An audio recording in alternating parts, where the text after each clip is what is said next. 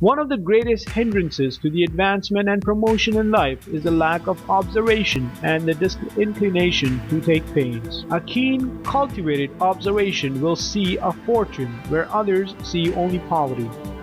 An observing man, the eyelets of whose shoes pulled out, but who could ill afford to get another pair, said to himself, "I will make a metallic lacing hook, which can be riveted into leather." He succeeded in doing so, and now he's a very rich man. An observing barber in Newark, NJ, thought he could make an improvement on shears for cutting hair, and invented clippers and became very rich. A Maine man was called from the hayfield to wash out the clothes for his invalid wife. He had never realized that it was to wash before. He invented the washing machine and made a fortune. A man who was suffering terribly with toothache said to himself there must be some way of filling teeth to prevent them from aching. He invented gold filling for teeth. The great things of the world have not been done by men of large means. Want has been the great schoolmaster of the race. Necessity has been the mother of all great inventions. Ericsson began the construction of his screw propeller in a bathroom. John Harrison, the great inventor of the marine chronometer, began his career in the loft of an old barn. Parts of the first steamboat ever run in America were set up in the vestry of an old church in Philadelphia by Fitch. McCormick began to make his famous reaper in an old grist mill.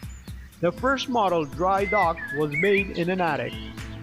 Clark, the founder of Clark University of Worcester, Massachusetts, began his great fortune by making toy wagons in a horse shed. Opportunities. They crowd around us. Forces of nature plead to be used in the service of man. As lightning for ages tried to attract his attention to electricity, which would do his drudgery and leave him to develop the God-given powers within him. There is power lying latent everywhere, waiting for the observant eye to discover it. First, find out what the people need and then supply that want. An invention to make the smoke go the wrong way in a chimney might be a very ingenious thing, but it would be of no use to humanity. The patent office at Washington is full of wonderful devices, ingenious mechanism. Not one in hundreds is of earthly use to the inventor or to the world.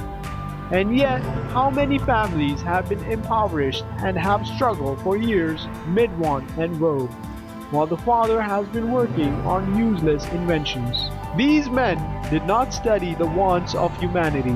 A.T. Stewart, as a boy, lost 87 cents when his capital was $1.50 in buying buttons and thread which people would not purchase. After that, he made it a rule never to buy anything which people did not want. The first thing a youth entering the city to make his home there needs to do is make himself a necessity to the person who employs him. According to the Boston Herald, whatever he may have been at home, it counts for nothing until he has done something that makes known the quality of the stuff that is in him. If he shirks work, however humble it may be, the work will soon be inclined to shirk him.